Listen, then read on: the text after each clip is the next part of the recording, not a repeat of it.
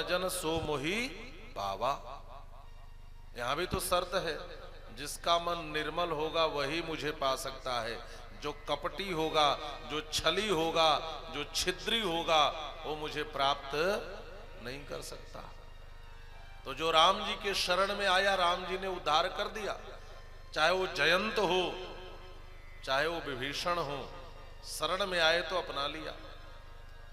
अच्छा, जो अच्छे हैं उनको तो भगवान अपना लेंगे, लेकिन जो बुरे हैं उनका क्या होगा? तो जानकी जी मां है, मां का हृदय अलग होता है और पिता का हृदय अलग होता है। आप लोक में देख ले, यदि बेटा खेलने जाए और नाली में बैठकर कीचड़ लपेट कर आए और पिताजी के पास आकर कहे पिताजी पिताजी, तो पिताजी गोद में उठाते हैं क्या? पिताजी कहते हैं गंदे कहीं के, जाओ साफ होकर के आओ, डांटते हैं।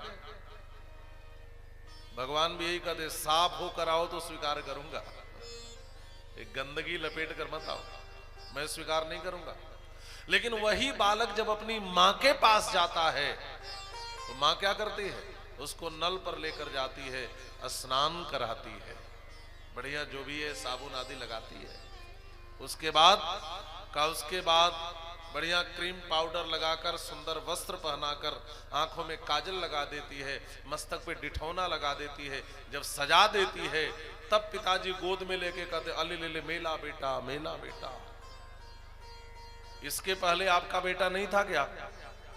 लेकिन हर पिता तो यही चाहता है, साफ सुथरे बनकर आओ तब मैं स्वीकार करूंगा। लेकिन साफ सुथरा करेगा कौन? मां का हृदय करुणा से भरा होता है।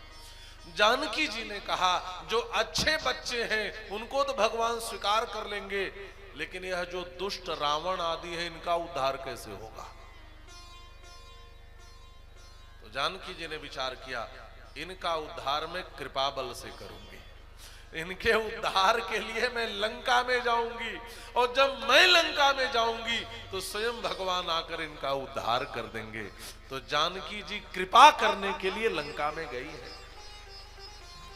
हमारे आचार्य कहते हैं, इन दुष्ट जीवों का उद्धार कराने के लिए माता जानकी ने अपने को बंधन में डाल दिया, स्वयं बंदनी बन करके इन जीवों का उद्धार करा दी।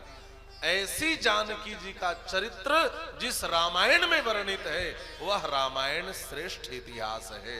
इसीलिए इतिहास श्रेष्ठेन रामायणेन कारागृहवास कर्तृया वैभवम उच्यते।